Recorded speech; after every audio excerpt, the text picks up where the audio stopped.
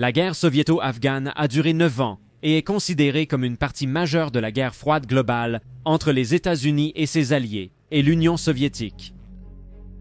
Une faction majeure dans cette guerre était les Moudjahidines afghans, les groupes de résistance islamistes qui ont combattu contre les soviétiques et la République d'Afghanistan, soutenus par les États-Unis, le Royaume-Uni, la Chine, l'Iran et les États arabes du Golfe Persique, tous ayant fait la guerre contre le gouvernement communiste afghan après qu'il ait pris le pouvoir en 1978 à la suite d'un coup d'État. La guerre soviéto-afghane a entraîné la mort d'environ 3 millions d'Afghans, tandis que des réfugiés fuyaient vers le Pakistan et l'Iran. Jusqu'à 11,5% de la population de l'Afghanistan a été tuée pendant le conflit, parfois appelé le Vietnam de l'Union soviétique. Dans cet épisode, nous explorerons la bataille pour la colline 3234, qui a eu lieu juste un an avant la fin de la guerre soviéto-afghane en janvier 1988. Cette bataille a vu des membres de l'Union soviétique, soutenus par la République d'Afghanistan, attaqués par plus de 200 rebelles moudjahidines et mercenaires pakistanais. Le conflit qui en a résulté a vu plus de 200 moudjahidines mourir en une seule journée. Bienvenue à Guerre du Monde.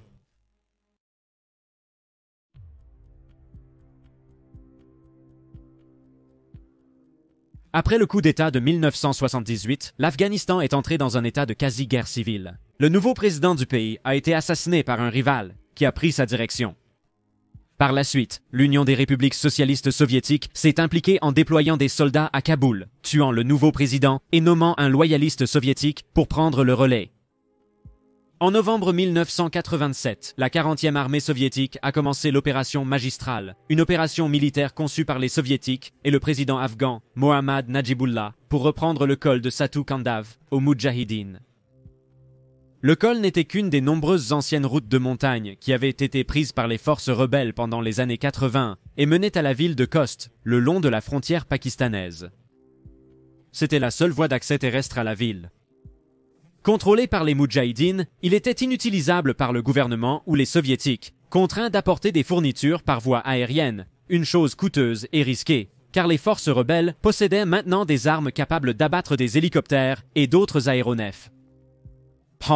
Tani. L'opération magistrale a été mise en place après l'échec des pourparlers avec les Moudjahidines, tout comme les négociations avec la tribu locale Jadran, en grande partie à cause de la détermination de Jalaluddin Haqqani, le leader du réseau Haqqani, qui faisait partie des forces rebelles impliquées dans le conflit. Selon les rapports, Haqqani souhaitait une zone sécurisée comme centre de son propre État afghan indépendant et n'avait aucun intérêt à céder aux soviétiques et au gouvernement communiste. En 2008, il est apparu que Haqqani était également un atout de la Agence centrale de renseignement, recevant des dizaines de millions de dollars en espèces pour sa participation à la guerre soviéto-afghane, et a même été surnommé par un député, Charlie Wilson, comme la bienveillance incarnée. Suite à la dissolution des négociations, l'opération magistrale a été mise en jeu. L'opération impliquait diverses unités de l'armée soviétique, y compris les 108e et 201e divisions de fusiliers motorisés, le 345e régiment aéroporté indépendant de la garde, la 56e brigade d'assaut aérien séparée et la 103e division aéroportée de la garde. Ces unités étaient soutenues par 5 divisions d'infanterie et une division de chars du gouvernement afghan. Les Moudjahidines étaient très bien équipés, entourés de champs de mines et armés d'armes anti-aériennes, de lance-roquettes, de roquettes propulsées par fusées et de mitrailleuses lourdes, ce qui signifie que toute attaque directe sur leur position serait effectivement une mission suicide. Pour contrer cela, le 28 octobre, juste quelques semaines avant de lancer leur attaque, les soviétiques ont jeté des mannequins en uniforme depuis les airs dans les zones contrôlées par les Moudjahidines, permettant à un avion de reconnaissance soviétique de transmettre les coordonnées de leur position à l'armée de l'air. Au cours des 4 heures suivantes, les Moudjahidines ont été soumis à un assaut brutal de frappes aériennes et d'attaques d'artillerie. Le 345e régiment aéroporté de la garde indépendante, décrit comme une unité vétéran qui avait participé à toutes sortes de raids et d'opérations depuis le début du conflit, a reçu l'ordre d'occuper les hauteurs au sud-ouest du col près de Sarani. Les 345 ont tendu une embuscade sur les voies d'approvisionnement des Moudjahidines. Leurs assauts rapides et agressifs ont dispersé l'unité sur les sommets des montagnes. 39 paras de la 9e compagnie parmi les 345 ont ensuite été envoyés à la colline 3234, nommée d'après sa hauteur en mètres. Les commandants soviétiques voyaient la colline comme une zone essentielle à sécuriser et à tenir. La 9e compagnie a établi son camp au sommet de la colline le 31 décembre 1987. Beaucoup de Moudjahidines avaient fui vers la frontière pakistanaise suite à l'assaut initial, pour se rassembler et revoir leur stratégie. Cependant, peu de temps après que les Soviétiques aient sécurisé la colline 3234, les Moudjahidines avaient commencé à revenir au col de Satu Kandav, prêts à le reprendre. Pour se protéger de toute future attaque, et parce qu'ils ne pouvaient pas creuser de tranchées car le sol était gelé, les parachutistes de la 9e compagnie ont commencé à construire des murs de pierre sèche à hauteur de taille. Cependant, ils savaient pertinemment qu'ils n'étaient pas prêts à répondre à une attaque lourde. Malgré leur unique lance-grenade et quelques lance-roquettes, ils n'avaient que des champs de tir limités. Néanmoins, le passage était sécurisé pour le moment et la route côtière de la Gardaï était ouverte aux voyageurs pour la première fois depuis 1981.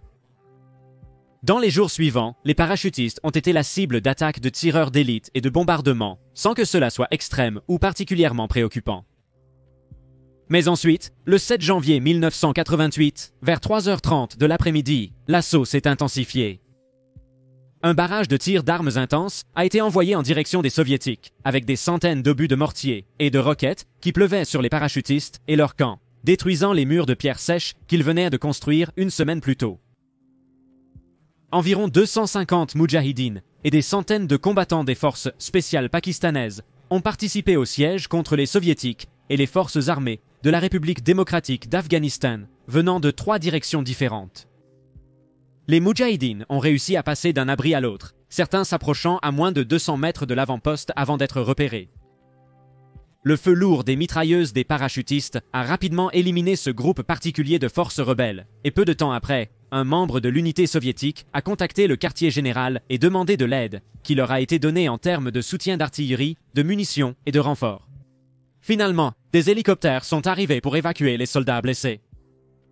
À 16h10, un autre barrage a commencé. Le calme est revenu après que l'artillerie soviétique ait détruit des lance-roquettes des Moudjahidines, mais ce fut bref.